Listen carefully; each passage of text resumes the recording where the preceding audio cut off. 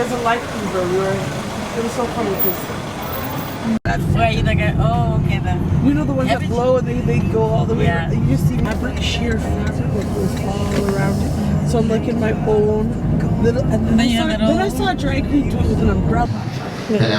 This is his first trip. He's in Zimbabwe. He's so well known that his house is constantly surrounded by security guards working for the government to make sure that he doesn't say anything inappropriate. So he's come to Singapore to exercise freedom of speech.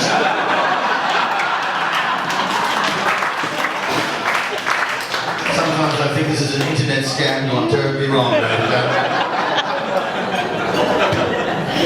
But I'm very proud to present for the first time in Singapore, if you don't count last night, and no one does. That's the past.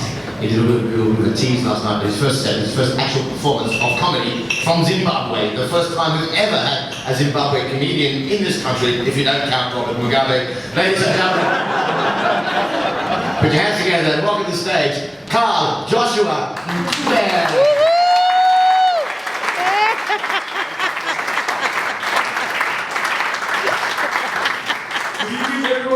My name is Carl Joshua Ngube, and I am the biggest Zimbabwean stand-up comedian in the world.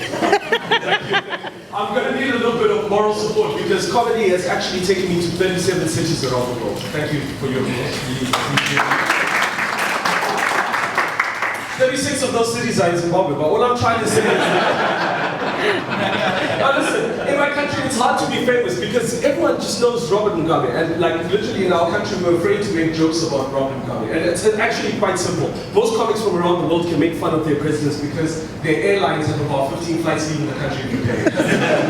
If I make fun of Robert Mugabe, we only have the one flight leaving every week. It's postponed, so it's really shitty. Like, in fact, where I come from, like we've lost the will to live. Like you'll notice it in our billboards. Like I traveled to America. This is when I noticed the disparity. I saw the billboards in Florida. It's like, welcome to Orlando, Florida, home of the Orlando Magic. See Mickey Mouse at Disney World. Like the first billboard you see coming out of the airport in Zimbabwe is 8 kills.